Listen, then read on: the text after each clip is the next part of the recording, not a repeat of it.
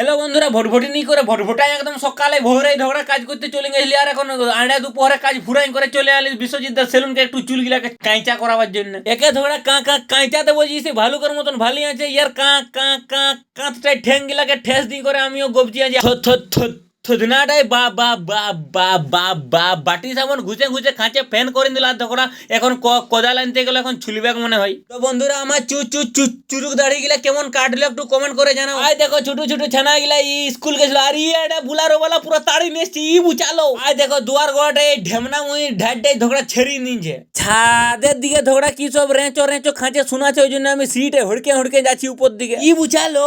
হায় দেখো ভুগলা বড় খাঁচে সুন্দর কপাট বোনাছে, আর আমার বাবা পুরা হুলকি আছে। পেন্দা ফাটা কলসিটায় ঝগড়া ভাগ নিয়ে ফুল গাছ লাগাইছে, ইয়ার ঝগড়া ফুল গাছ হয়েই নি। এই দুয়ারটায় কপাটটা ঠেসাবে ওই জন্য বড় হতে ছিল। হায় দেখো মেশিনটায় তারটা ভুলুকটায় ঢুকাই করে রেঁচো রেঁচো ই বুঝালো। তো বন্ধুরা, ভিডিওটা কেমন লাগলো কমেন্ট করে জানাও। আর তোমরা ঝগড়া সাবসিডি গ্যাস সিলিন্ডার কোনো উবড়া ছই না, উবড়াও একটু।